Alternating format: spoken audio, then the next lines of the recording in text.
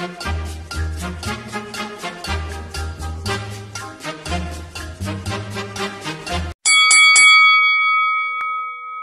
morning po sa inyong lahat mga kaigilay. Sa umagang ito ay ibabahagi ko po sa inyo kung paano pa ako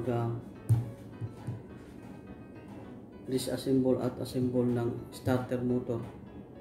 Ito pong starter motor mga kaigilay, ito po ay pang Mitsubishi L200 pickup. Ngayon mga kaigilay, bubuksan po natin ito sa pamamagitan ng paggamit natin ng mga tools. Ito mga kaigilay, 12 mm and 8 mm, saka Phillips screw, saka screw, walong nose, martelyo, and tester. Yan, sisimulan ko na po mga kaigilay. Una po natin bubuksan, unang tatanggalin natin mga kaigilay ay itong nut ng solenoid na 12 mm. Ito po. Yan po ang first natin na tatanggalin.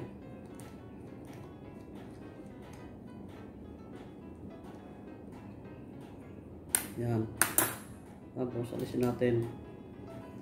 Susunod mga kaigilay yung solenoid. Depende po sa klase ng starter yan. Sa inyo po yan kung ano po yung madali para sa inyo tanggalin. Ngayon ito mga kaigilay, minsan mahirap tanggalin, matigas yung dalawang tornilyo. Yan yung Phillips type. Yung ginagawa dyan, kailangan muna siyang pupukin para medyo lumuwag ng konti.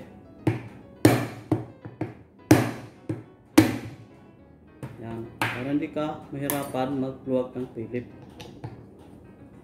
Yan. Tayo, ganun kadali.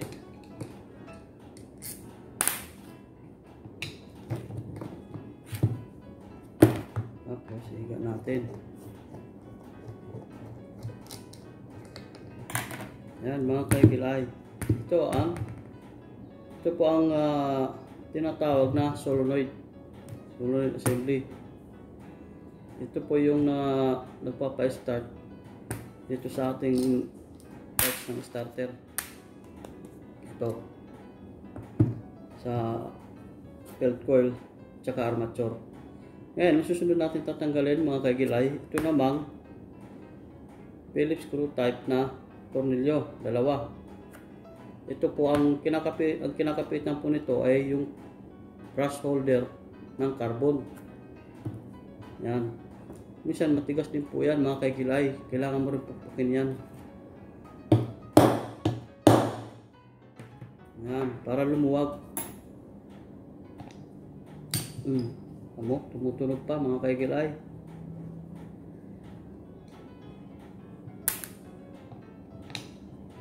Yan,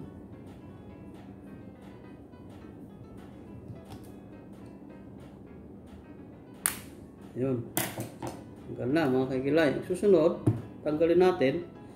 Ito namang 8 mm na dalawa tornilyo. Mahaba po yan. Gamit natin ang combination na 8 mm. Tatandaan nyo lang po mga kaigilay kung paano siya nakaposisyon bago siya tanggalin. Ito, palagi po ito nakatapat dito sa ating solenoid. Itong wire na ito. Wire ng belt coil. Ito po.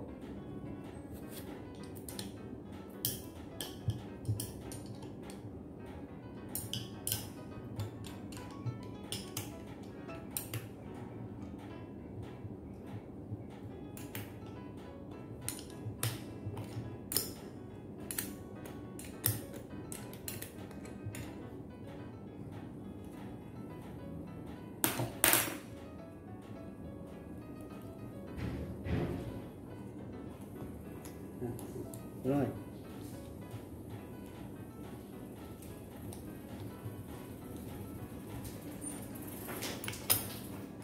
Yan, dalawang tornilyo po yan. 8 mm.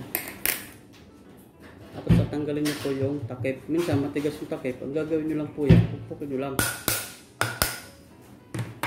Kasi kumakapit yung brush holder. Yan o. Tsaka yung guma. Ayan, tanggal na. Yan. Tapos silain yung kapataas. Yan. Ito guys, ito yung tinatawag na belt coil. Housing at kasamang housing niya. Ayan. Ito yung belt na winding. Ito yung housing niya. Ito yung brush holder. Tapos sunod mga kaigilay, ito po yung tinatawag na armature. Ito naman yung commutator na kinakapitan ng carbon brush. Tapos ito yung tinatawag na Bendix drive. Ito, sangsit na to. Ito, rim. So ito naman, fork or plunger. Yan. Mga kaigilay, ituturo ko rin sa inyo kung paano mag-test dito. Ito mga kaigilay, malalaman nyo po ito kung sira. Kung halimbawa itong commutator na to pudpud na or sira na. Or minsan naman, pag tinisting nyo siya through tester, dapat mga kaigilay, wala siyang continuity na makikita.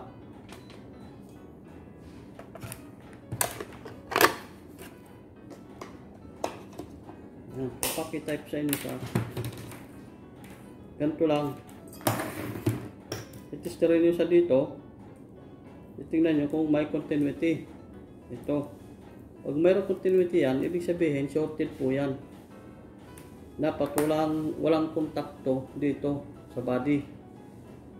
Kasi pag may contact yan, ibig sabihin shorted yung armature mo, mga kaigilay.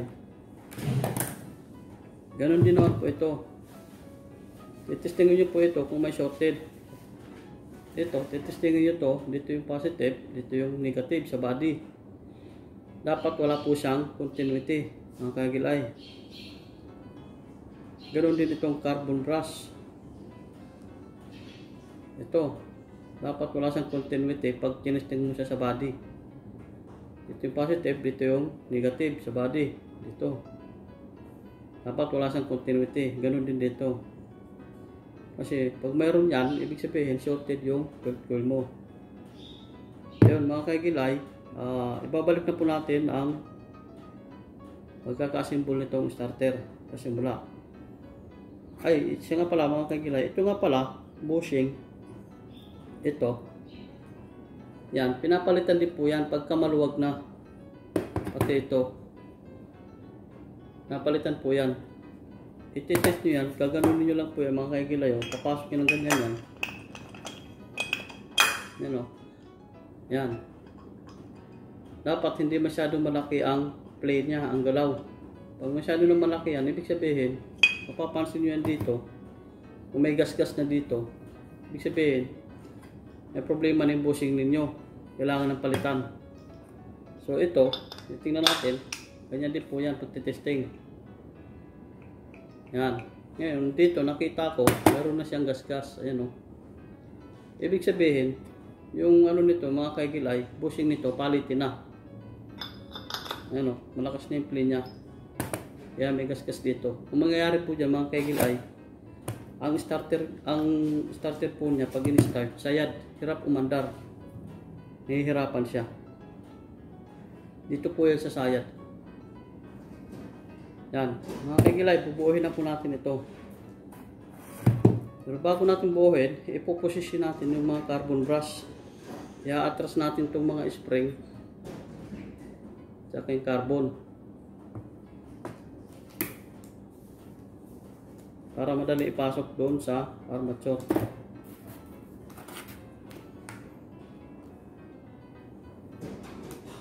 Yan, kahit yung dalawa lang mga kaigilay. Para hindi kayo mahirapan. Yan, una, ito. Ang mga hawakan nyo. Pangalawa, yung port. Ready mo na. Ito. Pasok ko dyan. Pero dapat, lalagyan nyo muna siya ng langis. Ito, tsaka ito. Lagyan muna ng oil. Para smooth, tahimik pag ginaganon. lagyan nyo rin ng konting grasa. Pati ito, pork, lagyan nyo ng grasa bago nyo ilagay dyan. Pati ito, lagyan nyo rin ng grasa siya dito sa may bushing. Tsaka ito, lagyan nyo rin ng grasa. Kunti lang. Yan, tapos ilagay nyo siya. Ganyan. Yan. Yan, ba, okay na, umikot na. Umaandar yan, ha. Yan, tapos mga kaigilay, ito naman, belt coil. Puposisyon ito. Tandaan nyo po lagi na ito, laging nakatapat sa lagayan ng solenoid. Para hindi kayo malagang. May kaya din naman po yan, ayan o, sa lalim. Ito, bandang solenoid ito. Yung gatla na ito. Yan. Yan, tapos, i-release nyo na yung carbon. I-release nyo na. Yan. May pasok na to. Yan. Yan, release na. Make sure lang mga kaigil ay na walang nakadikit dito na wire sa part ng body para hindi siya mag-shorted.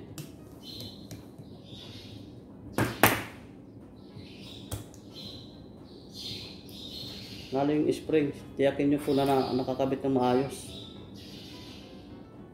Yan.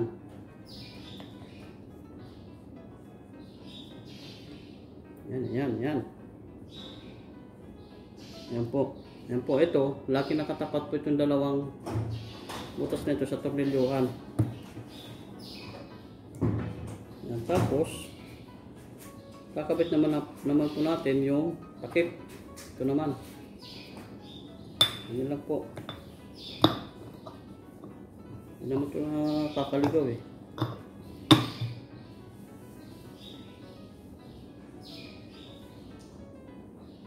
Yan, silipin nyo palagi yung butas doon para tumapat siya dito sa butas ng takip. Yan o. Pati yung brass holder. Yung dalawang tornilyo tsaka itong tornilyo ng malaki. Kung nakita nyo na yan, pukpok. Ganun lang yan. Una mga kaigilay, kakabit nyo muna itong dalawang tornilyo na to para sa carbon brush. Para yung carbon brush nya, yung brass holder nya, susunod sa galaw ng tornilyo. Hindi siya magkukontrahan. Yan.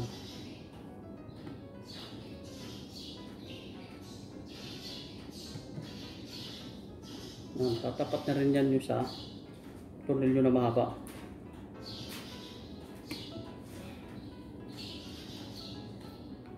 Yan. Tapos ito, yung dalawa.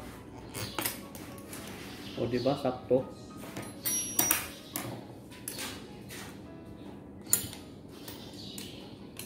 Sakto siya, pasok sa banga. Pasok sa banga.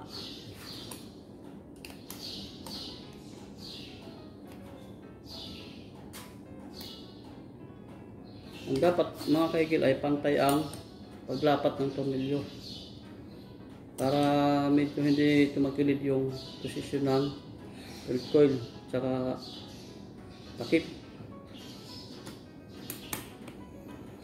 Urong. Ayan, ganyan lang.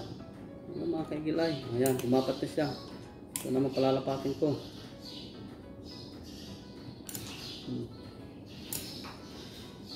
Ito na natin ito mga kaigilay.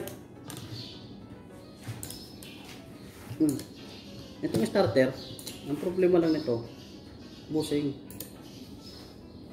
Pero inayos ko na to mga kaigilay. Kaya wala na problema to, ayos na to.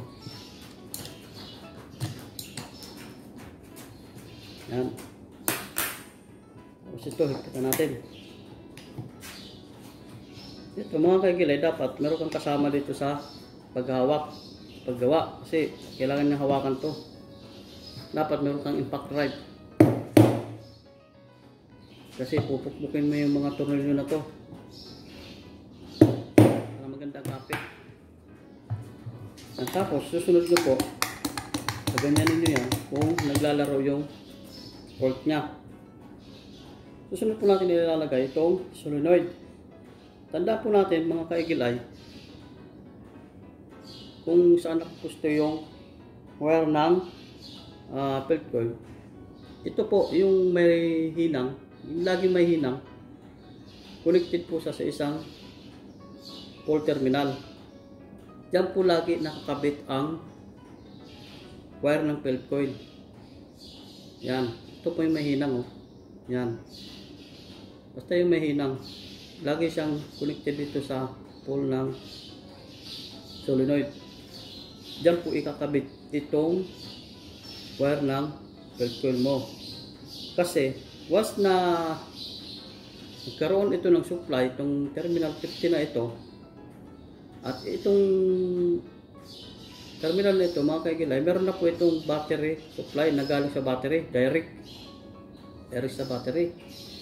Ngayon pagka sinuplayan ito galing pag in-start mo, galing susian, pag in-start to, pag-start magkakaroon ng supply to mga kaigilay. Dapat magkakaroon niya. Pag nagkaroon na yan, hihila itong piston na to, hihila ng ganun yan, hihigupin niya yan. Tapos yung contact niya sa loob, magdidikit yan. Yung contact niya sa loob, ito at saka ito, magkakaroon ng kuryente ito na galing dito, tatawid dito. Tapos tatawid naman dito sa wire ng belt coil para paandarin niya yung belt coil at saka armature. Ito naman mga kaigilay, ang trabaho nito, ipupush niya yung yung index drive. Itutulak niya yung palabas para kumapit dun sa flywheel ng makina. Ito ang trabaho niyan. Nakaganyan yan mga kaigilay. Yan. Tutulak niya yan, igaganon niya pa. Yung binding stripe, aabante yun. Kakapit mo sa flywheel ng makina para paandar rin yung makina. Yun, kabit na natin mga kaigilay. Hindi pinagpapawisan na ako eh. Yan.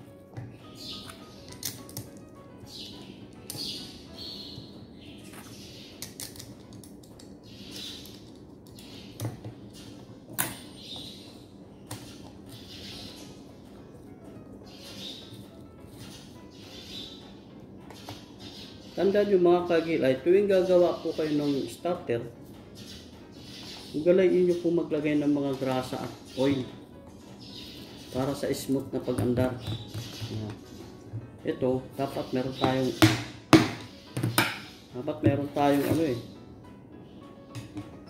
impact drive mga kaigilay, kaso wala ako. Wala. Pero dapat meron kayong mga impact drive mga kaigilay. Ayan, kakabit na natin itong wire na to ng 12 sa full terminal na to. Tapos itong nut na 12 mm. Pag magkakabit kayo nitong wire mga kaigilay, tiyakin nyo po na walang nakadikit sa body itong wire na to. Kasi pag dumikit po yan, magsushortkit po yan mga kaigilay, mapuputol yung wire na yan. Make sure na walang nakadikit sa body. Yan dapat ito, hindi ito didikit sa body dito.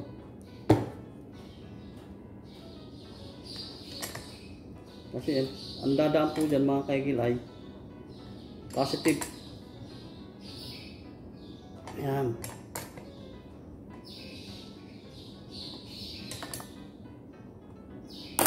Yan mga kaigilay, tapos na. Testingin na po natin ngayon mga kaigilay.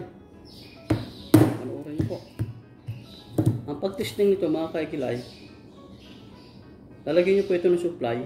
Tapos yung supply nito na linagay nyo dito, ididikit nyo rin dito sa terminal na ito para mag-contact yung solenoid sa loob. Andar na po yan. Ayan, ang pag-testing nito mga kaigilay, dapat ikin nyo na mayroong supply talaga yung cable jaw. Yan Yan. Itong kulay itim na to, ilalagay nyo po ito sa body ng starter. Ito. Yan, yan. Tapos itong pula na to, lalagay nyo naman po siya sa battery terminal ng solenoid. Ito. Tapos ididikit nyo po siya dyan sa maliit na terminal na yan. 50 yan. Dapat tanda. Diba? Diba? Smooth. Ayun, mga ka-egilay, isa pa sa paraan ng pagtitest ng solenoid. Ito, susuplayan mo lang itong maliit na terminal na to. Dapat papalo yan. Yan. Tapos, lalagay ka ng tester. Tingnan mo ito kung may lalabas na supply dito. Subscribe na kayo ha.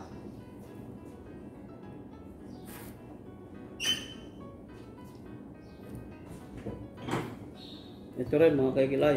Para malaman mo kung buo yung armature mo at field coil, ito rin yung paraan ng pag-test. Ito, direct to. Papunta dun sa armature at field coil. Iikot po yan mga kaigilay. Dapat umikot siya. Ito. Ikot niya pero hindi papalo yung solenoid. Direct po yan. Pagka dito ka nag-test naman, papalo na yung solenoid niyan. Tutulak yung yung ano ba tawag doon? Bindex drive paabante. Ayan o. Okay, mga kagilay, salamat po ng marami sa inyong lahat. Sana ay abangan nyo pa po yung mga susunod ko na video sa about sa automotive. At matutuwa po kayo. Marami po kayong matututunan sa paraan ng automotive po. Paalam po sa inyong lahat at maraming salamat po ulit.